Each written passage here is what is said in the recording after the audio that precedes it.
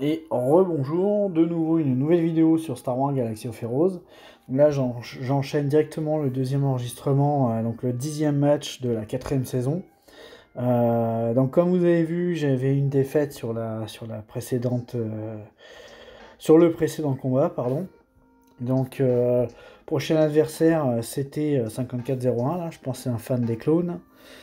Euh, donc un adversaire, je crois qu'il avait un peu moins de PG, il me semble. Un exécuteur 4 étoiles, ça c'était un avantage que j'avais. Kenobi R9, je précise quand même.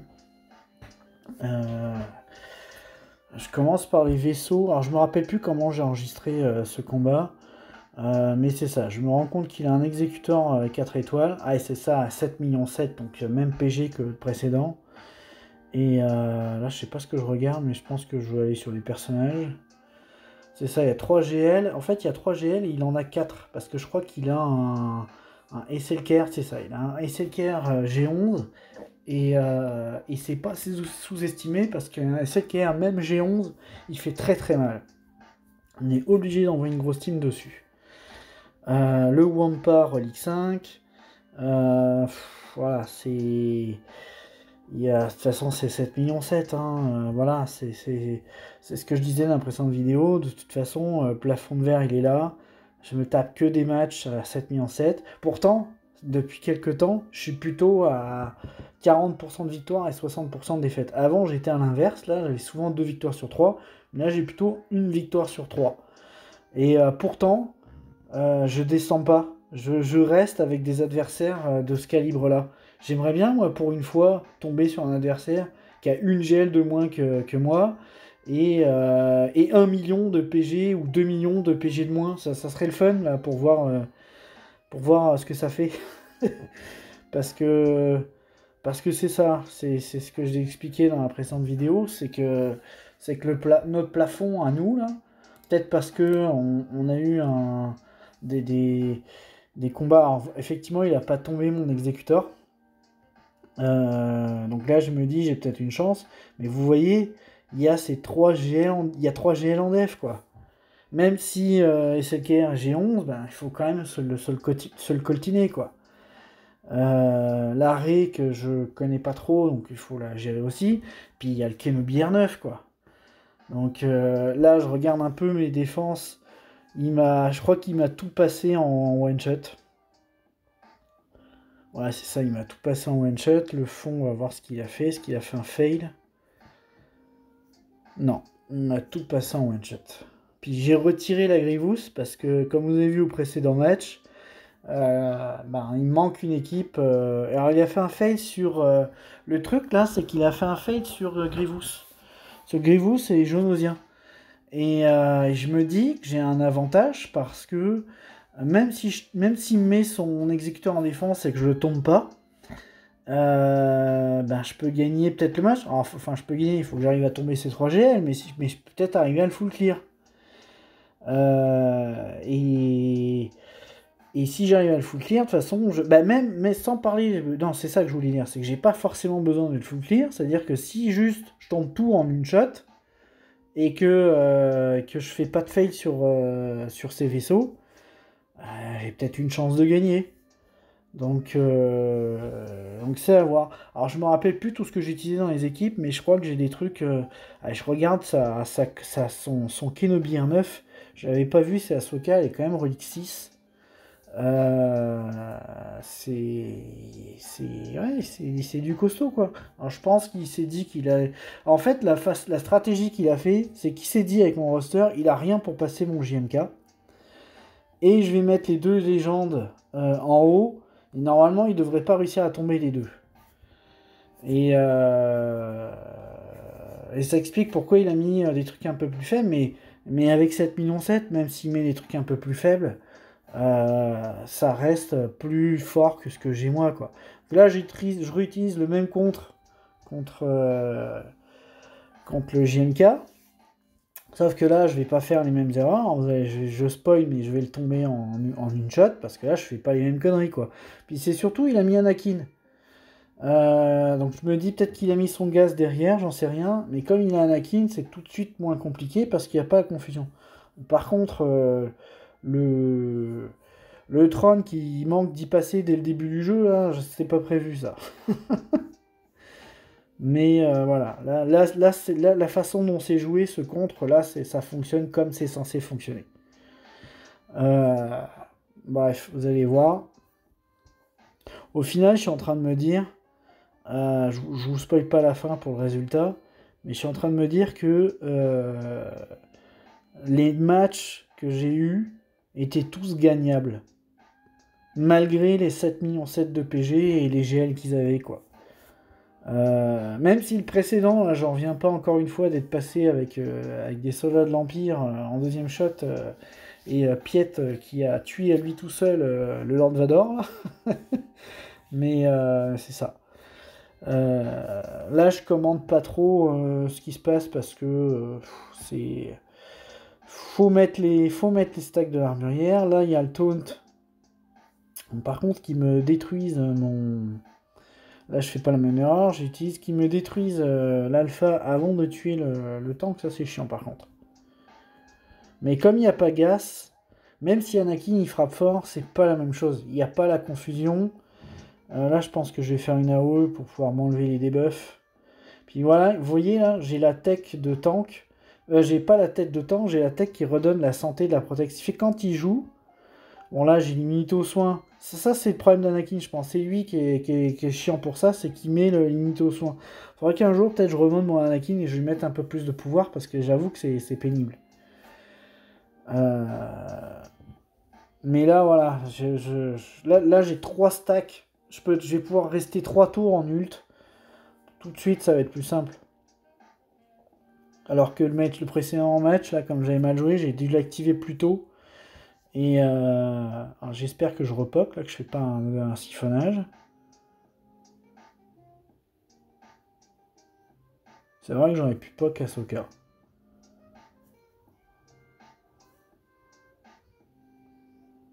Ah, mais je suis plus en ult, ok. Mais voilà, il y a le gain de protection qui se fait à chaque fois qu'il y a des attaques en dehors du tour, etc. À chaque fois que l'ennemi joue, on regagne un peu de protec. Donc c'est pour ça que cette tech, quand il n'y a pas le problème de confusion, je la trouve plus intéressante et c'est ce que j'aurais dû faire sur le précédent match. Parce que même si Gas met la confusion, si on gère bien la OE, on peut l'enlever au bon moment. Au moins là, j'ai pas de fail.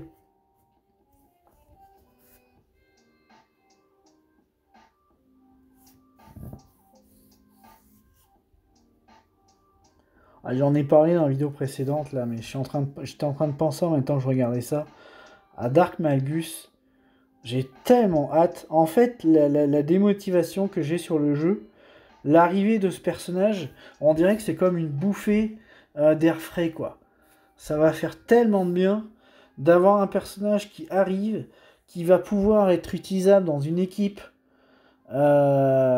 qui va être accessible tout de suite, parce qu'il y en a beaucoup qui l'ont, la team de Dark Raven, quasiment tout le monde là. Enfin, quand je dis tout le monde là, je parle pas des petits joueurs qui sont à 800 000 PG, mais je veux dire tout le monde qui a un temps soit peu un an de jeu. Il a normalement le Dark Raven, quoi. Il a la team, puis s'il a fait un farm intelligent, il a déjà comment il s'appelle, le Malak. Donc ça va vraiment faire du bien d'avoir un personnage aussi fort qui va être aussi bon en GA et pas encore comme on dit ici au Québec, un hostile au micro en TW là, qui gave. Parce que ça, je trouve que ça gave un peu les Omicron en TW, parce que pour l'instant j'en ai 2,5 parce que c'était des membres de guilde, mais les Omicron TW, je trouve ça chiant en fait. Parce qu'il faut tellement en mettre que là il y a des choix à faire, c'est où je m'optimise en GA, ou je m'optimise en TW, et je peux pas faire les deux quoi. Alors qu'une guilde, si elle veut être optimisée en TW, il faudrait qu'elle se focus sur les TW quoi. Mais bon. J'en lancerai pas le débat tout de suite. Alors comme habituellement le contre SLKR fonctionne avec la Padmé, bah là je me dis que je vais l'utiliser, étant donné qu'il est géant, c'est sûr que ça va passer quoi. Je sais pas ce que je cherche. Oui c'est ça, c'est le grand maître Yoda, parce que quand vous mettez le grand maître Yoda, en fait le SLKR, je sais pas pourquoi, il focus Kenobi. Si vous mettez Anakin, il va focus Anakin. C'est aussi ça, c'est pas plus compliqué que ça. Mais je sais plus ce que je disais, c'est ça, ouais. L'arrivée de Dark Magus, c'est comme une bouffée d'air fraîche, et ça fait du bien d'avoir un personnage qui va arriver, qui va être prêt à être mis dans une équipe et qui va être aussi efficace que ça a l'air. Alors, la dernière fois que j'avais été aussi hype, c'était pour l'arrivée du Boba Conquête, sauf que le Boba Conquête, on en est vite revenu. Et au final, je l'ai jamais monté, je l'ai débloqué, je lui ai mis un Omicron. Non, mais pas un Omicron, heureusement que j'ai pas mis son Omicron d'ailleurs. J'ai mis une Zeta, parce que je me suis dit, je vais le mettre. Je me suis retenu de pas poser les 3 Omicrons. Et au final, ça fait 4 mois, je crois, et il est toujours G8. Et en fait, le problème, c'est pas que j'ai envie de le monter ou que je pense que c'est un mauvais personnage, parce que je pense toujours que c'est un bon personnage et qu'il est sous-estimé. De toute façon, ceux qui l'ont disent qu'il est très bon, mais qu'il faudrait qu'il soit meilleur. Après, je sais pas comment il se comporte ce personnage, donc pourquoi est-ce qu'ils disent ça. Mais je sais que c'est quand même un bon personnage. Pourquoi je fais la destruction sur lui là? Bon, c'est pas grave. De toute façon, il va mourir. Un G11, il va mourir très vite. Mais c'est ça, le Boba, finalement, il est resté à l'inventaire, puis j'en ai jamais rien fait. Puis ce que je trouve compliqué, c'est les trois, comment ça s'appelle, les trois Omicron en TW. Puis comme Pépito a fait une vidéo là-dessus, mais il a raison. C'est que mettre des Omicrons sur des personnages de TW, si c'est pas la guilde qui le fait en entier, bah entre guillemets, ça sert à rien. Ça n'a pas un impact majeur. Alors que par exemple, l'Omicron de Phasma, vous mettez un territoire entier de Phasma, bah là, ça peut être plus compliqué à gérer, quoi. Mais alors que si vous avez un Boba avec un Omicron, bah il y en a juste un qui va se dévouer par exemple, vous mettez ça en défense, qui va se dévouer pour pouvoir le tomber, et puis il va prendre un truc qui va être adapté, et puis la team, elle va se faire ouvrir, elle va servir à rien, quoi. Donc après, en attaque, c'est là où j'ai pas vu encore faudrait que je cherche sur YouTube s'il y a des vidéos du Boba Conquête. Alors là, le truc qui se passe, c'est que je décide d'envoyer Fennec tout seul sans le lead de Kira. Je me dis, je l'ai déjà fait des dizaines de fois. Et boum. Et là, je suis mais dégoûté quand je vois ça. Je dis, c'est pas possible. J'ai une chance de win et je fais un face sur une Phasma. Mais c'est une des teams les plus nulles du jeu, en géant en tout cas. Et je fais un face sur une Phasma avec une NES qui normalement ne fait jamais rien. Et c'est surtout que d'entrée de jeu, je me suis pris un heal block par le Kylo masqué, alors que ma Nest, elle a 170% de ténacité, quoi. Et elle s'est pris je sais pas combien de debuffs, j'en revenais pas. Je me dis, c'est pas vrai. On dirait que le jeu ne veut pas que je gagne. Vous savez, quand il disait que si vous perdez, vous allez vous retrouver contre des adversaires où ça sera favorable. J'ai même l'impression que des fois, la RNG, mais non seulement ils lui mettent un adversaire favorable, mais en plus, ils lui mettent une bonne RNG pour être sûr que je puisse pas gagner. Bon, ouais, j'exagère. Je sais que c'est pas ça, mais bon sang. Quand ça veut pas. Et d'ailleurs, ça va me poser problème parce que là, je vais me retrouver dans la situation du précédent match. C'est que si je fais d'autres fails, il va encore me manquer des équipes, quoi. Là, j'envoie les gens. Ah oui, non, j'envoie les soldats de l'Empire sur les BH. Parce que je crois qu'il n'y avait pas l'Omicron de. Je sais même plus s'il y a ZAM ou pas d'ailleurs. Non, il n'y a pas ZAM, c'est ça. C'est juste les BH bien classiques. Mais voilà, je veux pas que ça joue. Je veux pouvoir tomber ça rapidement et sans stress. Donc, et de toute façon, il y a pas, sur les deux frontlines, il n'y avait pas d'équipe où j'avais vraiment besoin de mes soldats de l'Empire ailleurs. Donc, je décide d'envoyer ça là-dessus. Mais c'est ça. Pour en revenir à Malgus, c'est qu'en plus, il va permettre d'avoir un contre les Jedi. Parce que si jamais. Enfin, normalement, il est censé contrer les Jedi. Donc, j'espère que ça sera pas juste Luke. Ça sera surtout Kenobi. Parce que s'il contre pas Kenobi, là, ça va être la déception. Parce que Luke, on a déjà Si qui le compte très bien. Donc si celui qui pose problème, c'est Kenobi. Donc j'espère qu'il pourra le contrer. Quand on regarde la mécanique, c'est censé... Il a normalement, dans son lead et dans ses uniques, il y a tout pour gérer Kenobi. Il y a des mécaniques quand il y a des assists en dehors du tour, ce que Kenobi fait sans arrêt. Il y a des immunités au gain de protection et de santé, ce que Kenobi fait sans arrêt. Et en plus, on a un buff de santé, d'attaque et de toute la patente qui est absolument, de santé protection qui est absolument insane, qui va permettre de résister aux attaques. La seule chose que je me demande, c'est que la 4 là, parce que Kenobi, lui, il va jouer, normalement il va jouer avant. S'il fait son truc et que 4 derrière, elle fait sa destruction tout de suite, et qu'il tombe le Malgus, en fait ça sert à rien. Je sais pas. Je sais pas comment est-ce que ça va donner. Parce que là, rien qu'en y pensant 2 secondes, je me dis que. À moins qu'on mette le. Mais parce qu'il me semble que quand il démarre, il a le taunt. Donc je sais pas s'il a une immunité à destruction, mais je ne crois pas. Je sais qu'il gagne un énorme buff de speed, sauf que je pense pas qu'il joue. Je pense pas qu'il joue avant Ahsoka, puis il est buff justement de son. Comment ça s'appelle qui donne la peur, etc. contre les Jedi, mais comme Ahsoka, quand Ahsoka n'en est pas une, je sais pas ce que ça va donner, quoi. Maintenant, est-ce qu'il va jouer avec le commandant Ahsoka, ce qui fait qu'il aura le temps de mettre la peur à tout le monde? Parce que lui, aura une mécanique qui met la peur. Sauf que comme il y a le taunt de Kenobi, du général Kenobi, bon bref, je vais arrêter d'en parler. Je commande pas trop la vidéo là, pendant que je parle.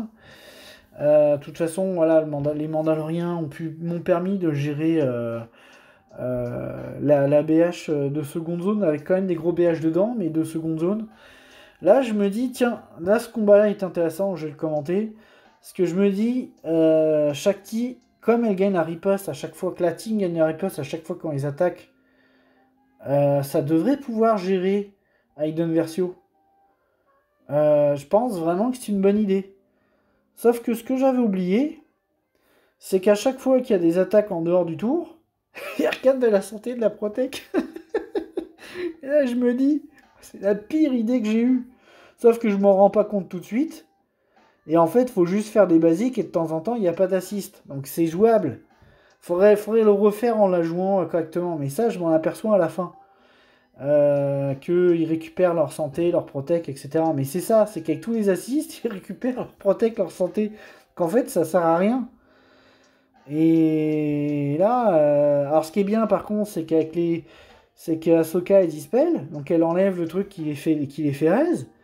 Mais c'est ça, avec les assists, ils regagnent sans arrêt leur vie, leur santé, leur protect. Donc en fait, c'est un combat sans fin. Heureusement qu'ils sont géants, parce que sinon j'aurais eu l'air malin, quoi.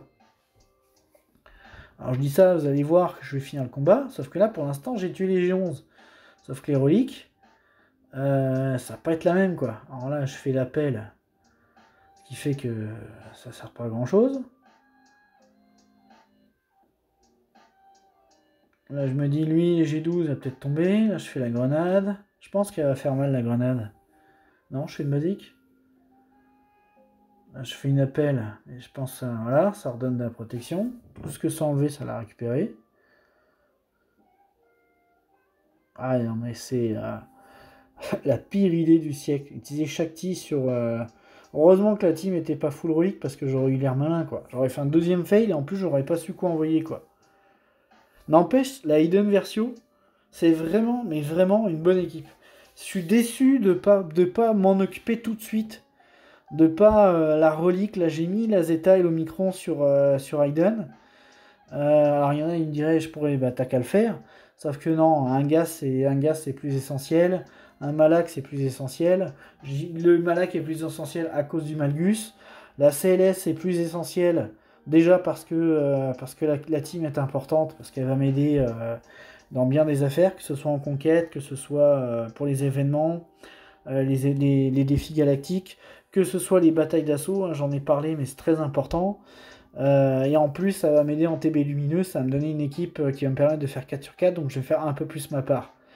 Mais c'est surtout, la vraie raison, c'est surtout pour les batailles d'assaut que je la monte.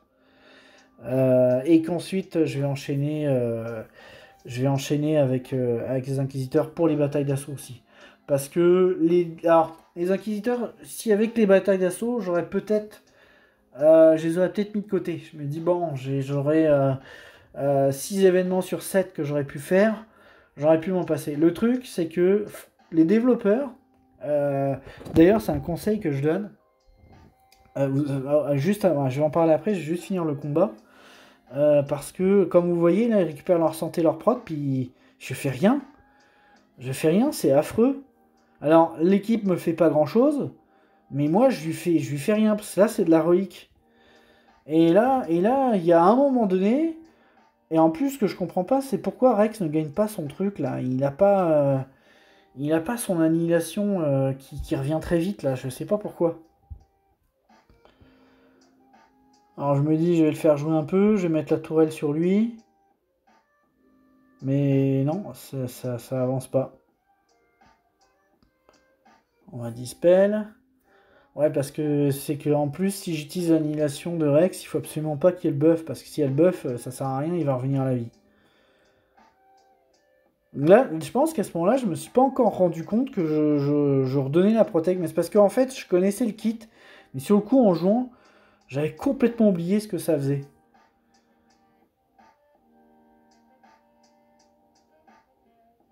Mais là, c'est infernal, c'est vraiment pas une bonne équipe. Là, ça marche parce que dedans, il n'y avait pas une team full relique. Mais si j'avais une full relique avec un gros Death Trooper et un gros Snow Trooper, ça aurait pas été la même, quoi. Là, voilà, je peux enfin l'annihiler. Et je pense que c'est là que je me rends compte, je me dis G11, que je me rends compte qu'il faut surtout pas faire d'assist et que j'y vais en basique et là, je la termine. Donc voilà, pour revenir aux Inquisiteurs, c'est que quand les développeurs, là, il y a beaucoup de gens qui font pas attention à ça, qui n'écoutent pas ce que disent les développeurs. Des fois, ça réagit un peu vite, et les développeurs, ils donnent leur idée, ils donnent, comment expliquer, ils donnent la ligne directrice du jeu. Et si on écoute ce qu'ils prévoient, eh ben, on peut s'orienter dans les farms sur ce qui est important. Par exemple, la conquête, ils avaient dit que les personnages, en tout cas les récompenses qu'il y aurait dans les conquêtes seraient très importantes.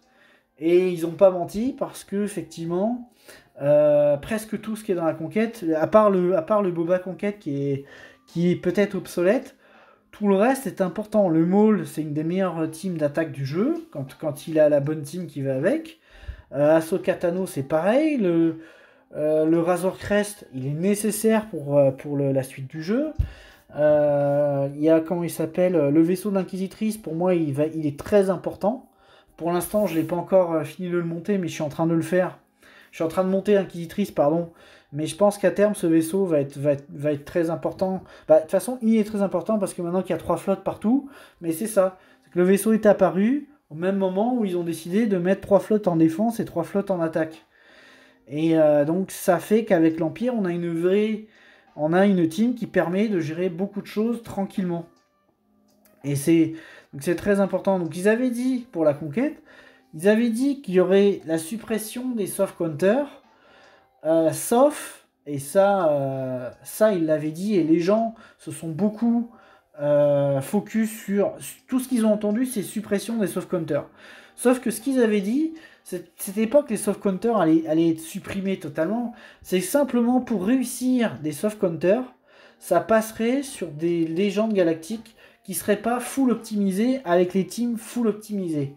Déjà, c'est-à-dire que des soft counters marcheraient sur des GL avec des équipes un petit peu bancales. Et deuxièmement, il y a certains soft counters qui pourraient encore marcher, mais qu'il faudrait monter en relique pour réussir. Je donne mon exemple que j'ai souvent parlé, c'est la Padmé 4 sur SLKR. Quand il est relique 7, je le tombe. Mais dès qu'il est relique 8, mon compte ne marche plus. Et pourquoi ?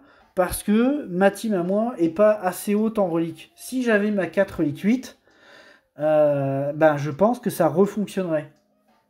Et ça, les développeurs, ils l'avaient dit. Ils avaient expliqué ça.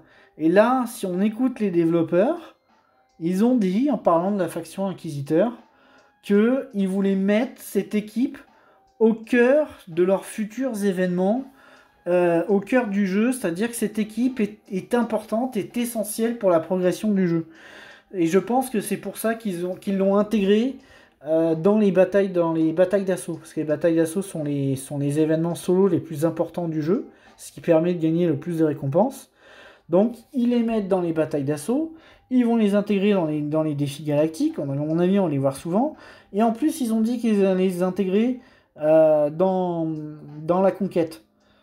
Donc cette équipe, et si on suit les développeurs, ben, passer à côté, ça va être problématique. Ça, on va passer à côté de beaucoup de gear. Alors Panic Farm dessus, Pépito d'ailleurs a fait une vidéo dessus, il a raison, faut pas non plus Panic Farm dessus, mais dans le sens où il faut pas être prêt pour quand elle va sortir, admettons qu'elle sort, parce que je pense l'équipe va sortir le Grand Inquisiteur, je m'attends à ce qu'il arrive au mois de mai, là on est le 1er mai, mais il devrait arriver bientôt, et mais donc c'est ça, c'est que même si ça arrive, admettons, je dis une bêtise, le 24 mai, même si ça arrive le 24 mai, vous n'êtes pas prêt le 24 mai, c'est pas grave. Mais par contre, c'est une équipe, faut pas attendre un an avant de s'y mettre, quoi. Je dirais même, faut pas attendre 6 mois, faut quand même s'en occuper assez rapidement.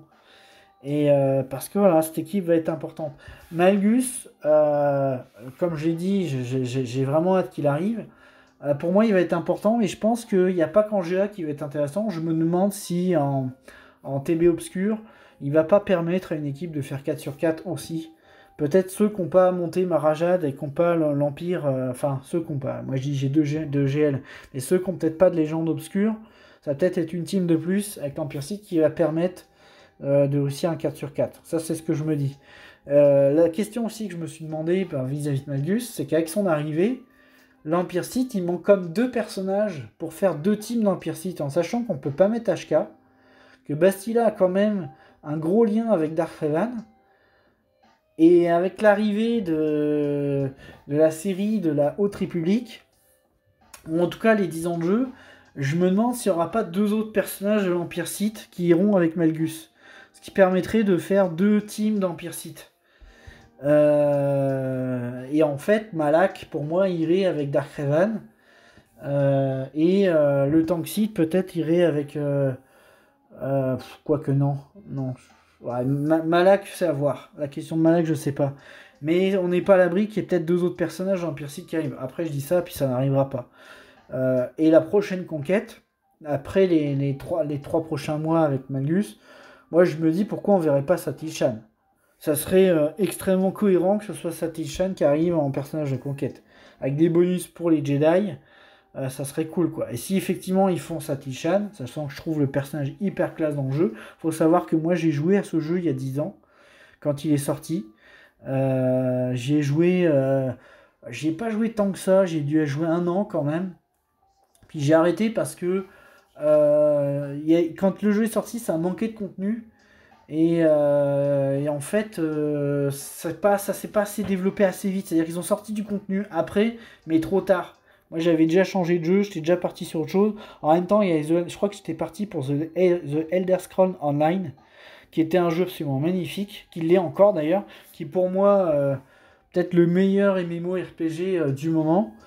Je n'y joue plus tout simplement parce que j'ai arrêté les MMO, parce que j'étais fatigué de ces systèmes où vous devez farmer le même raid toutes les semaines, 3 fois par semaine des fois, avec 12 autres personnes, enfin 11 autres personnes, pour essayer d'avoir de l'équipement, que vous farmez ça pendant des mois, que ça tombe jamais.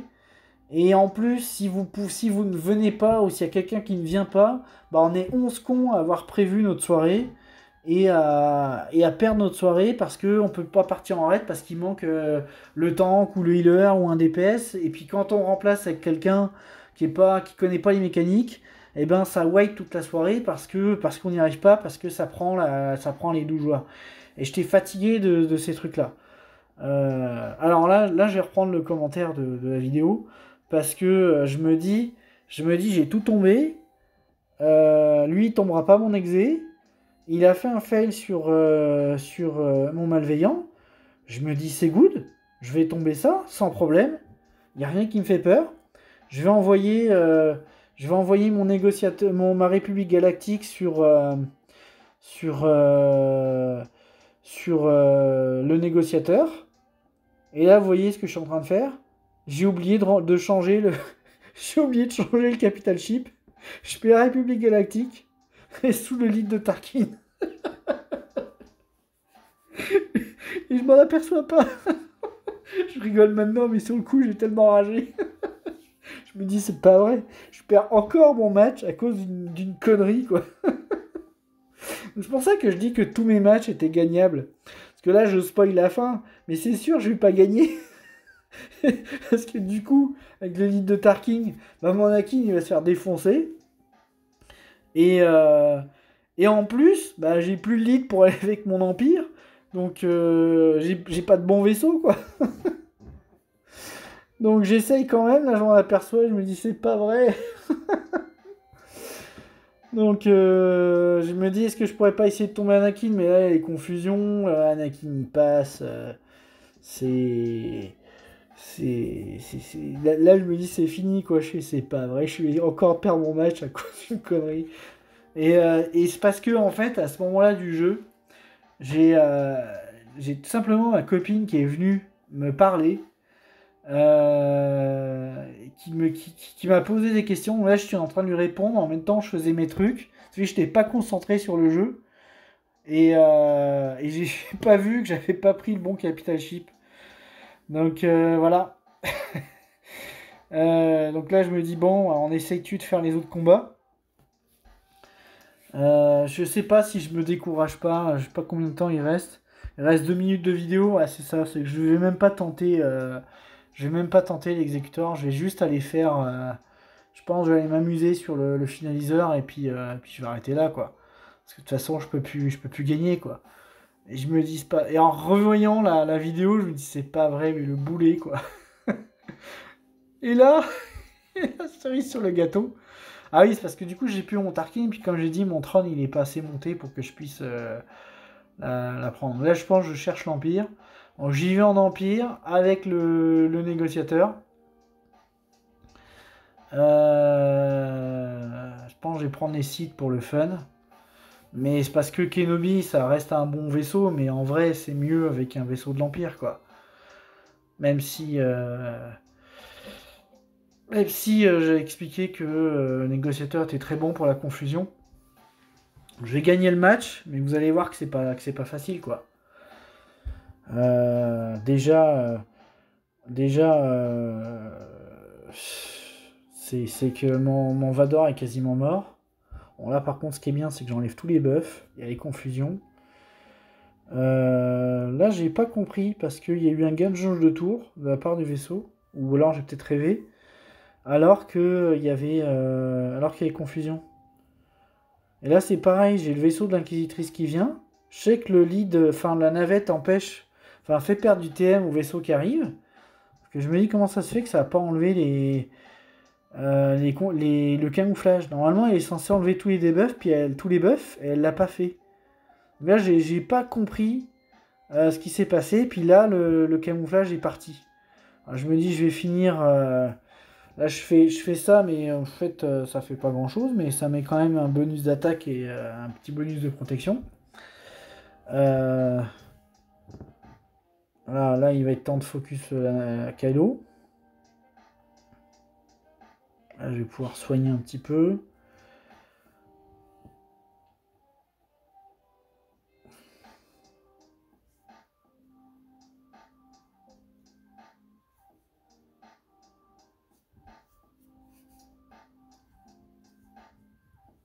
C'est dommage que je perde ce match parce que je me suis trompé de flotte. Voilà, là ça s'arrête là. J'arrête l'enregistrement là parce que là je suis un peu énervé en fait. Je sais pas pourquoi j'ai pas enregistré le combat jusqu'au bout parce que bien entendu je tombe le finaliseur. C'est juste j'ai arrêté l'enregistrement parce que j'étais tellement frustré de m'être trompé de flotte que... alors peut-être j'aurais pas gagné, mais je penserais. Je penserais parce que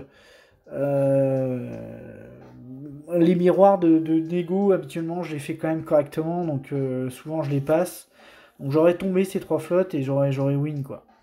En tout cas, j'aurais eu une chance, j'aurais été jusqu'au bout, j'aurais eu une chance, mais là, en m'étant trompé de Capital Ship, là, ça c'est fini, c'est pas la peine de continuer, quoi. Donc voilà, un match quand même intéressant à regarder. Des trucs, finalement, j'ai pas tellement parlé des combats, mais bon, vous avez vu un petit peu ce que j'ai pu utiliser. J'espère que ce match vous a quand même plu un peu. Vous me direz en commentaire si ça valait la peine que je publie ou si c'était pas utile. Sur ce, je vous souhaite une bonne soirée. Je vais me préparer pour le prochain match qui lui n'est pas encore enregistré, que je vais faire. Je sais pas si je le fais ce soir ou demain, mais je pense que je vais le faire ce soir. Je vais le faire ce soir, puis je vais simplement attendre d'avoir le score avant de publier. Sur ce, je vous souhaite une bonne soirée, puis je vous dis à bientôt.